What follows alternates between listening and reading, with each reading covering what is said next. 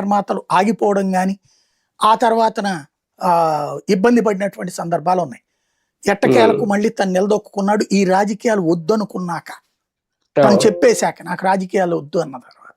అంటే ఆ స్థాయిలో జూనియర్ ఎన్టీఆర్ ని తీసుకురావాలి, లేకపోతే జూనియర్ ఎన్టీఆర్ రావాలన్న కోరికని చంపేయగలిగారు.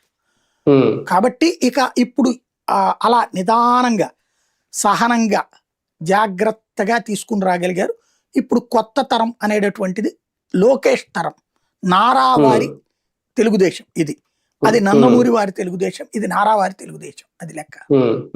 సరే, ఒకటి అభివృద్ధి పరంగా చూసుకున్నా రాజకీయంగా చూసుకున్నా ఆంధ్రప్రదేశ్ లో ఒక క్రూషియల్ టైం నడుస్తుంది. ఈ 3 ఏళ్ళు కాదు, మళ్ళీ వచ్చిన ఈ అమరావతి రాజధాని డెవలప్మెంట్ ఇవన్నీ చూసుకుంటే, ఇలాంటి సందర్భంలో సీనియర్ గా ఉన్న చంద్రబాబు నాయుడు గారు ఉండాలి అని పవన్ కళ్యాణ్ గారు పలుమారు అన్నారు, చాలా అవన్నీ నడుస్తారన్న. ఇలాంటి టైంలో అంటే వయసు పైబడుతున్న రీత్యానో లేదంటే వారసత్వంగా ఇచ్చేయాలని ఈ బాధ్యతలు చెప్పారా లోకేష్ గారికి?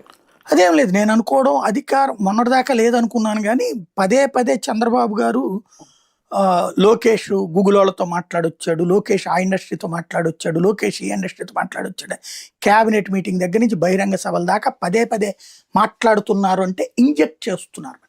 చంద్రబాబు గారి మాట ఏదైనా సరే, మోడీని ద్వేషించాలన్నా లేదా మోడీని ప్రేమించాలన్నా, ఎన్టీఆర్ని ద్వేషించాలన్నా